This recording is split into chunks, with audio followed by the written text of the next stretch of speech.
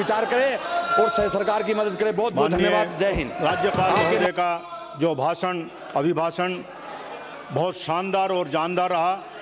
यह यथार्थ का की एक कहावत है, ये कोई आंकड़ों का खेल नहीं है, ये कोई हवाई बातें नहीं हैं। जिस प्रकार से कि बीजेपी के लोग करते हैं हवाई बातें और आंकड़ों से खेलते हैं, वो चीज़ इस अभिभाषण में नहीं है।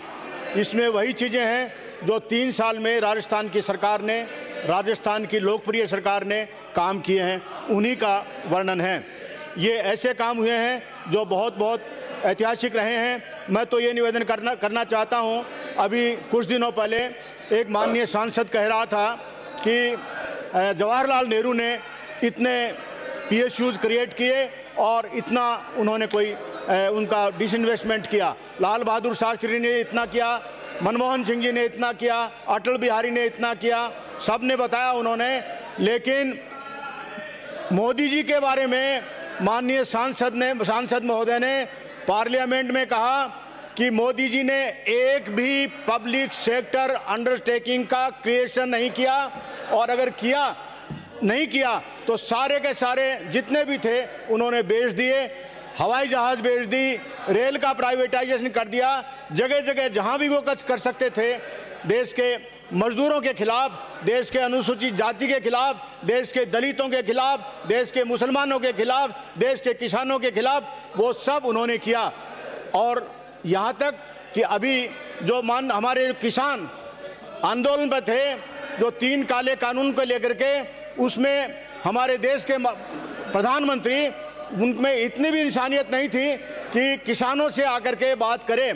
तोमर जी को आगे कर दिया, वो खाली मीठी मीठी बातें करते थे और कोई कंक्रीट बात सामने नहीं आ रही थी। और जब उनको ये लगा कि चुनाव देश में आ रहे हैं 5 राज्यों में, तो फिर डर करके उन्होंने उन 3 काले कानूनों को स्वतः ही वापस लिया, उनकी हार हुई।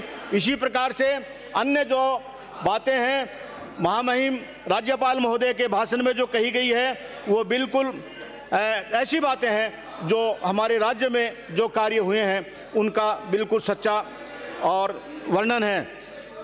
उत्कृष्ट कोरोना प्रबंधन जो अपने देश, अपने राज्य में हमारे परम सम्माननीय और लोकप्रिय मुख्यमंत्री जी ने किए, उस उत्कृष्ट कोरोना प्रबंधन की प्रशंसा माननीय प्रधानमंत्री जी ने भी की। और इतना ही नहीं बल्कि पूरे विश्व में इसका वर्णन हुआ, इसका बखान हुआ, इसकी प्रशंसा हुई।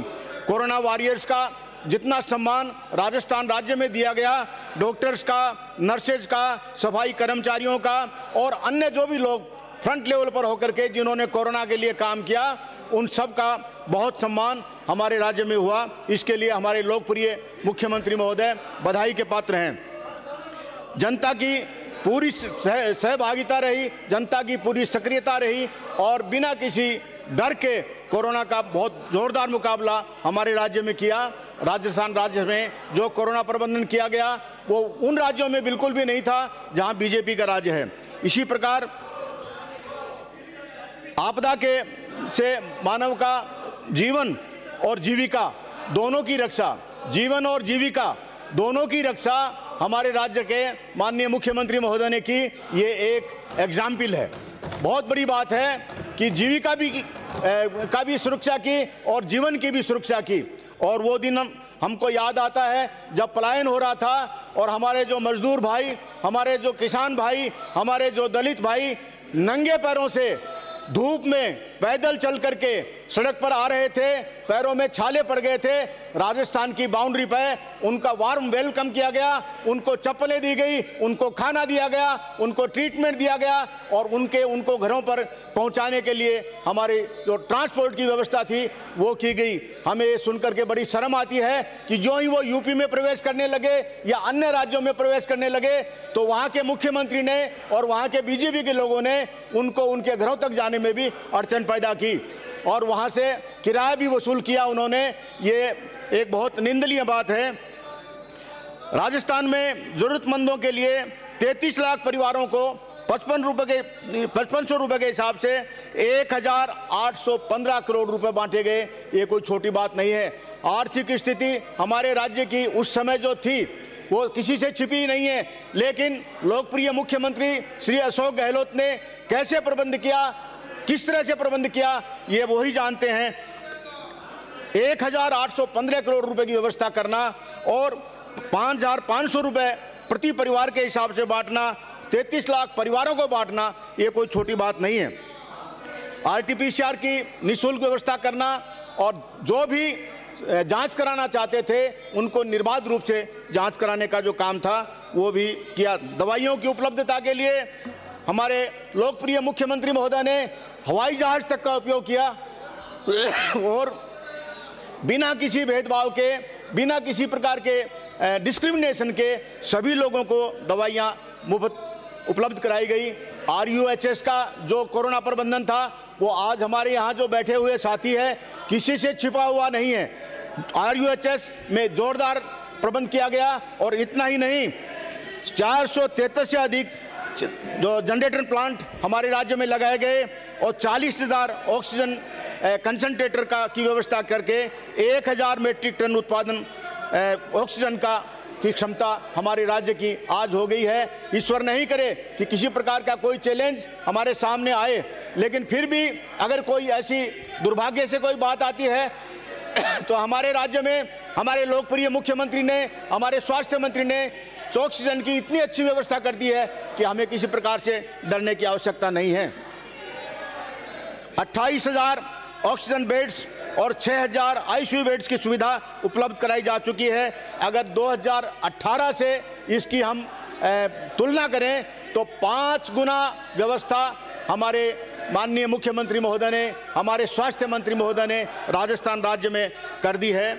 और कोविड टीकाकरण की अगर अपन देखें तो कोविड टीकाकरण में 3 फरवरी 2022 तक 18 वर्ष से अधिक आयु के 5 करोड़ 28 लाख लोगों को प्रथम डोज और 4 करोड़ 6 लाख लोगों को द्वितीय डोज, 9,62,000 लोगों को प्रिकॉशन डोज लगाई जा चुकी है। इससे स्पष्ट होता है कि जो कोरोना प्रबंधन के लिए, कोरोना की रोकथाम के लिए आगे की बात को हमें कोई संकट का मुकाबला नहीं करना पड़े, इसके लिए निश्चित रूप से बधाई के पात्र हैं हमारे लोकप्रिय मुख्यमंत्री। जब ये बात करें मेडिसिन की, जब बात करें ऑक्सीजन की, जब बात करें हम ये वैक्सीनेशन की, तो दिल्ली सरकार ने समय पर वैक्सीनेशन उपलब्ध नहीं कराए, ये एक बहुत बड़ी निंदनीय बात है। और जब बार बार मांग की गई तो उस मांग के बावजूद भी जो पूर्ति नहीं की गई वो कैसे भी करके हमारे राज्य ने इसकी व्यवस्था करी। अगर कहीं कमी भी रही तो भी बड़े धैर्य के साथ, बड़े उत्साह के साथ माननीय मुख्यमंत्री महोदय ने, राजस्थान की टीम ने, हमारे डॉक्टर्स ने, हमारे फ्रंट वर्कर्स ने इसके लिए संघर्ष किया। मैं निवेदन करना चाहता हूं कि आमजन की चिकित्सा सुविधा के लिए कई कठोर कदम, कई लोकप्रिय कदम माननीय मुख्यमंत्री महोदय ने उठाए। अगर आप देखें कि यूनिवर्सल हेल्थ कवरेज के लिए एक इंश्योरेंस की योजना लाए, जिसके लिए 1597 पैकेज और प्रोसीजर सम्मिलित किए गए, जिसका नाम जो चिरंजीवी योजना रखा गया। आज हमें फख्र से हम कहते हैं कि चिरंजीवी योजना के अंतर्गत 1 करोड़ 33 लाख परिवारों को जोड़ा जा चुका है। और इतना ही नहीं, ये योजना कोई काल्पनिक योजना नहीं है। 7,41,000 से अधिक मरीजों को इलाज करके 930 करोड़ रुपए का खर्चा चिरंजीवी योजना के अंतर्गत राज्य सरकार ने किया है, ताकि उन लोगों को जिनको इलाज की सुविधा उपलब्ध नहीं है मुफ्त इलाज मिल सके और चिरंजीवी योजना का उनको फायदा उठा सके। माननीय मुख्यमंत्री महोदय ने दवा योजना में कैंसर, हार्ट रोग, डायबिटीज आदि गंभीर बीमारियों को भी सम्मिलित किया है। मेडिकल कॉलेज से संबद्ध चिकित्सा संस्थानों में 919, सैटेलाइट अस्पतालों में 844, CHC में 635, PSC में 414 और सब सेंटर्स में 50 तरह की दवाइयाँ और टेस्ट वगैरह का इंतजाम किया गया है। और मेडिकल कॉलेजेस में जो स्पेशलिटी ब्लॉक है उसका विस्तार किया गया है, उसका विकास किया गया है। एक बात और नई हमारे राज्य में की गई है कि जहाँ जहाँ नर्सेज का प्रशिक्षण सेंटर नहीं था वहाँ सब जगह प्रशिक्षण सेंटर खोला गया है, ताकि मेडिकल सेक्टर में नर्सेज की कमी नहीं आए। 33 जिलों में से 30 जिलों में हमारे मेडिकल कॉलेज खोले जा रहे हैं ताकि डॉक्टर्स की कमी नहीं आए। तो हेल्थ के सेक्टर में राजस्थान में जो काम किया गया है उसके लिए हमारे लोकप्रिय मुख्यमंत्री बधाई के पात्र हैं।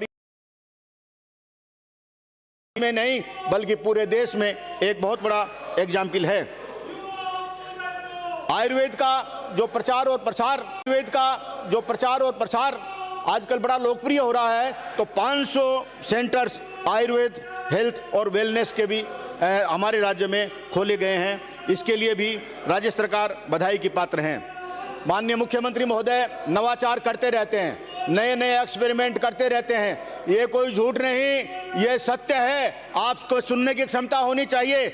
नवाचारों में universal health insurance scheme, Mahatma Gandhi institute of governance जिसको जो सोशल साइंसेज की है वो स्थापित की गई है। शांति और अहिंसा का जो प्रकोष्ठ है उसको अपग्रेड करके शांति और अहिंसा निदेशालय बनाया गया है। इसी प्रकार सिलिकोसिस बीमारी के लिए सिलिकोसिस की नीति बनाई गई है। राज्य में निवेश को बढ़ावा देने हेतु 3 वर्ष तक उद्यम विभिन्न विभागों की स्वीकृतियों और निरीक्षण से मुक्त किए गए हैं। सहकारी फसल ऋण और योजना के अंतर्गत पंजीयन और वितरण योजना 2019 से प्रारंभ की गई है। राजस्थान क्रीड़ा पदक विजेताओं को आउट ऑफ टर्न नियुक्ता प्रदान की गई है। और राज्य के खेल जगत में जिन खिलाड़ियों ने हमारे राज्य का सम्मान बढ़ाया है, जो गोल्ड मेडल, सिल्वर मेडल और दूसरे मेडल लेके आए हैं, कांस्य पदक लेके आए हैं, उनको करोड़ों रुपए और अन्य सुविधाएं दी गई है। वो हमारा गर्व है, वो हमें उस पर, उन लोगों पर हमें घमंड है। और आगे भी जो हमारे खिलाड़ी हैं उनको नौकरियों में प्राथमिकता दी जा रही है, रिजर्वेशन भी है। इसी प्रकार जो दिव्यांग है उनके लिए प्रमोशंस में भी 4% रिजर्वेशन की व्यवस्था की गई है, जो कि एक मानवीय दृष्टिकोण भी है और जरूरी भी था। अगर अपन अंबेडकर मूर्ति पर देखिए, इन लोगों की मानसिकता देखिए। 10 दिन पहले अंबेडकर की मूर्ति पर काली पोती गई। कोटा बादगांव और चंबल विधानसभा में 10 दिन पहले ये काम किया गया। देखिए, अंबेडकर साहब, बाबा साहब भीमराव अंबेडकर न केवल हमारे राज्य के, न केवल हमारे देश के, बल्कि एक विश्व की महान विभूति थी। उनकी मूर्ति पर काली पोतना एक बहुत गंभीर बात है। और जो चढ़े काली पोती वो इन्हीं की मानसिकता के थे, इन्हीं की विचारधारा के थे। हम इनकी घोर निंदा करते हैं। सामाजिक न्याय की दृष्टि से अगर देखें तो माननीय मुख्यमंत्री महोदय ने कोरोना सहायता योजना प्रारंभ की और लाखों परिवारों को 1-1 लाख रुपए, जो जिनका परिवार का जो मुखिया था उनकी डेथ हो गई, उनके लिए व्यवस्था की, उनके बच्चों के लिए व्यवस्था की। सामाजिक सुरक्षा पेंशन योजना चालू की गई। इसी प्रकार प्रशासन गांवों के शहर योजना के अंतर्गत लाखों पट्टे दिए गए, लाखों विरासतन इंतकाल चढ़ाए गए और दूसरे भी किसी प्रकार के ट्रांसफर जो हुए, जो अनअफेक्टेड थे, वो राजस्व रिकॉर्ड में उनकी एंट्रीज की गई। पालनहार योजना उन लोगों पर लागू की गई जो बच्चे निराश्रित हो गए थे कोरोना के कारण से, उनको इसका लाभ दिया गया। ट्रांसजेंडर्स की कोई व्यवस्था नहीं थी, ट्रांसजेंडर्स के लिए भी एक उत्थान कोष की व्यवस्था हमारे माननीय मुख्यमंत्री महोदय ने की, जो एक बहुत सराहनीय बात है।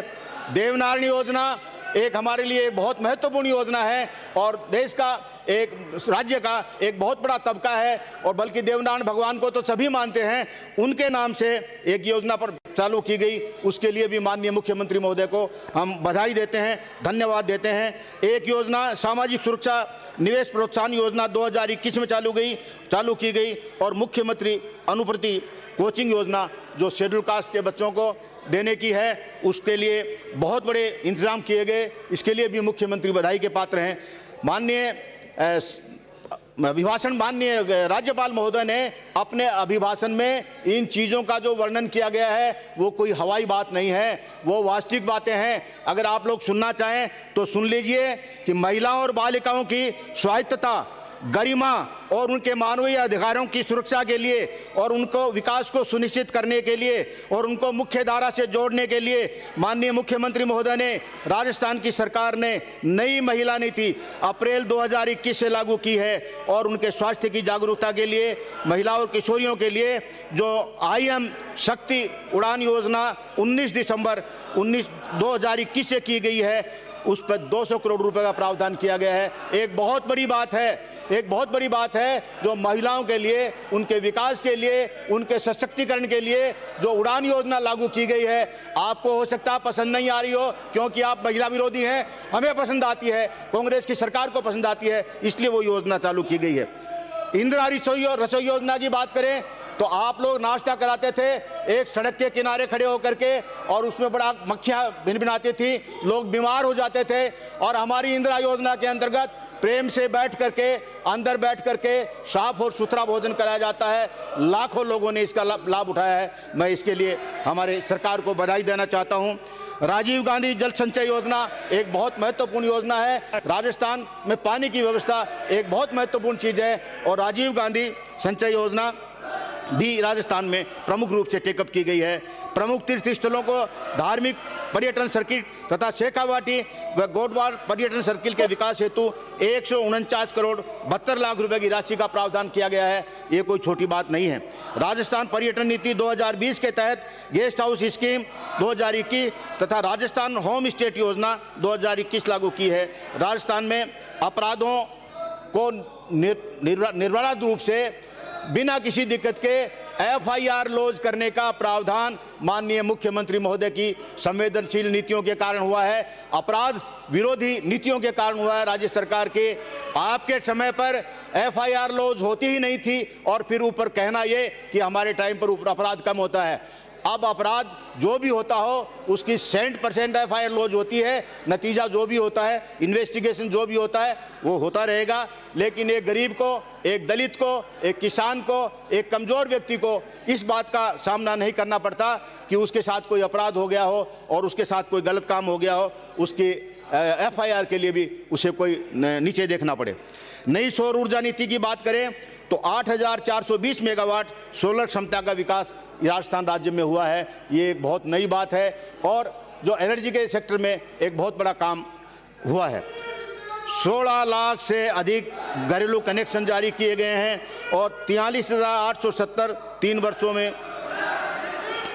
43,870 करोड़ का अनुदान देकर किसानों को राहत प्रदान की गई है। ये आंकड़े नहीं हैं, ये यथार्थ है। जल जीवन मिशन के अंतर्गत प्रदेश के 35,000 से अधिक गांवों में 60,000 करोड़ रुपए से अधिक की लागत लगा करके 86 लाख से अधिक घर घर कनेक्शन देने की स्वीकृति जारी की गई है। मैं निवेदन करना चाहता हूं माननीय सभापति महोदय कि मैंने भी पिछले सत्र में ये निवेदन किया था कि जिस प्रकार के हिली स्टेट्स हैं, जिस प्रकार के दूसरे जो विषमता वाले स्टेट्स हैं, राजस्थान भी एक डेजर्ट स्टेट है, राजस्थान में कई तरह की प्रॉब्लम्स है, राजस्थान एक पिछड़ा हुआ क्षेत्र है और हमारे यहाँ के MP जो चुन के गए जोधपुर से, वही जल संसाधन मंत्री है भारत सरकार के, उनसे विशेष पैकेज की मांग राजस्थान सरकार ने की। माननीय मुख्यमंत्री महोदय ने, हमारे जल संसाधन मंत्री महोदय ने वहाँ तक बात पहुँचाई। हमने कहा कि 50 देते हैं, 50% का देते हैं। जो डिफ़िकल्ट वाले स्टेट हैं, विषमता वाले स्टेट हैं, कहीं आप 90-10 का औसत दे रहे हैं, कहीं आप 80-20 का दे रहे हैं, कहीं आप 70-30 का दे रहे हैं। हमें 50 का क्यों दे रहे हैं? जब हमारे यहाँ का MP चुन करके गया हो तो उनका धर्म बनता है, उनका कर्तव्य बनता है। और मोदी जी की अगर ज़रा भी संवेदनशीलता है, 25 सांसद यहाँ से चुन करके गए हैं, इस बात को भी उन्होंने ध्यान में नहीं रखा और हमें 50 का दे रहे हैं, 50% स्टेट का और 50% गवर्नमेंट ऑफ इंडिया का। ये हमारे लिए साथ में सरासर अन्याय है, बहुत बड़ा एक विषमता है। इसी प्रकार से राज्य में सड़कों का नवनिर्माण और सुदृढ़ीकरण हेतु सरकार ने 16,935 करोड़ रुपए व्यय किए हैं और 5,794 किलोमीटर की लंबाई की नवीन सड़कों का, 860 किलोमीटर की लंबाई के राष्ट्रीय राजमार्गों का तथा 4,689 किलोमीटर की लंबाई की राज्य राजमार्गों का विकास किया है। इसी प्रकार से 26,548 किलोमीटर की लंबाई में ग्रामीण सड़कों का निर्माण किया। ये कोई छोटी बात नहीं है। राज्य की आर्थिक स्थिति बिल्कुल खराब थी, फिर भी इतना बड़ा काम करना कोई छोटी बात नहीं है। भारत में सूचना क्रांति के जनक पूर्व प्रधानमंत्री श्री राजीव गांधी जी ने ई गवर्नेंस और IT का लाभ देने हेतु जो सपना देखा था, आज राजस्थान सरकार ने ही उसको साकार किया है। और हमारे यहाँ जो संवेदनशील, पारदर्शी और जवाबदेह सुशासन की प्रतिबद्धता के साथ जो काम कर रही है, प्रौद्योगिकी का विकास कर रही है, ई गवर्नेंस पर काम किया जा रहा है, वो राजीव गांधी जी ने जो सपना देखा था उसको साकार किया जा रहा है। जो मोदी जी नहीं कर पाए उससे कहीं ज़्यादा राजस्थान में ई गवर्नेंस से काम किया जा रहा है। राजस्थान फाउंडेशन द्वारा 4 सितंबर 2021 से मिलिए सरकार के नाम एक अनूठी योजना स्वीकार की थी, जिसके अंतर्गत प्रवासी राजस्थानी राज्य के मंत्रियों से सीधा संपर्क करके निवेश के अवसरों के बारे में जानकारी ले सकते थे और अपना सुझाव दे सकते थे। वो एक बहुत बड़ी योजना, किसी राज्य में ऐसा नहीं किया गया है। कोई भी इन्वेस्टमेंट करना चाहता है राजस्थान में, वो बिल्कुल फ्री है। वन स्टॉप शॉप प्रणाली के अंतर्गत ऑनलाइन पोर्टल राजनिवेश 51,032 करोड़ 209 आवेदन हमारे यहाँ इन्वेस्टमेंट करने के लिए प्राप्त हुए हैं, क्योंकि वन स्टॉप शॉप प्रणाली यहाँ लागू की है। रीको को सराहनीय प्रदर्शन और देश के आर्थिक विकास में बुनियादी ढांचे की उन्नति की दिशा में जो उत्कृष्ट कार्य किया है, 6 दिसंबर 2021 को पुडुचेरी में आयोजित राष्ट्रीय पुरस्कार हमारे लिए गर्व की बात है कि रीको को दिया गया है। एक बहुत बड़ी बात है।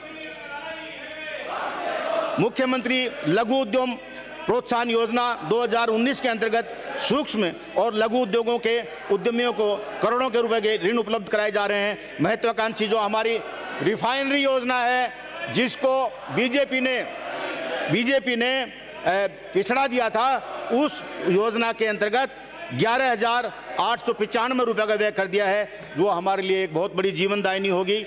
पत्रकारों के लिए माननीय मुख्यमंत्री महोदय ने बहुत बड़ा काम किया है। मैं माननीय सभापति महोदय आपका आभार प्रकट करना चाहता हूं कि माननीय राज्यपाल महोदय के इस शानदार और जानदार अभिभाषण पर आपने मुझे बोलने का अवसर दिया। मैं इसकी भूरी प्रशंसा करता हूं और उनका आभार प्रकट करता हूं। धन्यवाद। सभापति महोदय, मैं प्रस्ताव करता हूं कि सदन का समय आधा घंटा बढ़ा के 5:30 तक कर दिया जाए।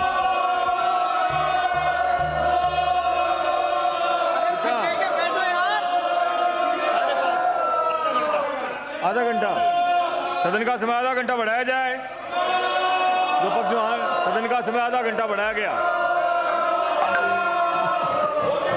श्री राजकुमार रोत।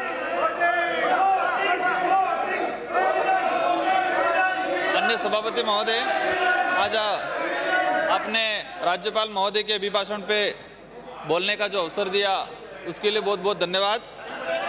आज राज्य सरकार का ये 3 वर्ष का जो कार्यकाल हुआ और वर्तमान में राज्यपाल महोदय के अभिभाषण पे अभी जो पक्ष विपक्ष का जो चल रहा है कि हम डाल हम पात, इधर से डाल इधर से पात,